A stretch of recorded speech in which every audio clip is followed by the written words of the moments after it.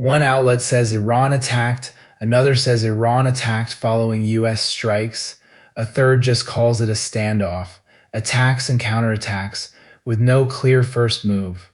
Same 48 hours in the Gulf. Where the story begins depends entirely on who you read. This is Media Lens. Here's the core of it. Over the weekend, Iran launched strikes on Kuwait and Bahrain. Kuwait's military said it detected and intercepted Iranian drones and two ballistic missiles.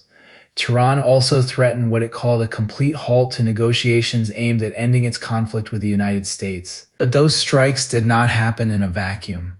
They came after U.S. military action against Iran, and after a tanker was hit in the Strait of Hormuz, the narrow shipping lane that carries a large share of the world's oil. Every newsroom agrees on those basic facts. What they don't agree on is where to start the clock. Look at the headlines side by side. The Hill led with Iran as the actor.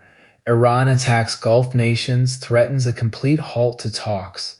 The emphasis falls on Iranian aggression and the threat to diplomacy.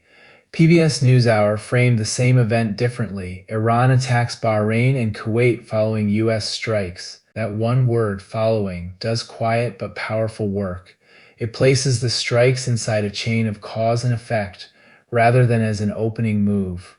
The New York Times pulled back to an explainer, what to know about the standoff in the Strait of Hormuz, describing rounds of attacks and counterattacks on both sides. No single villain, just an escalating cycle. And The Guardian foregrounded the American side. The U.S. releases footage it says shows strikes on Iran. The phrase it says signals the outlet is not vouching for the claim. 4 newsrooms, 4 starting points. Aggressor first, context first, cycle first, or the U.S. claim first.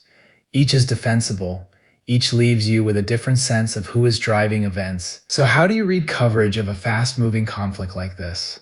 First, separate the agreed facts. Strikes on Kuwait and Bahrain, intercepted missiles, a hit tanker stalled talks from the framing wrapped around them. Second, watch the small words. Following claims, it says. Standoff.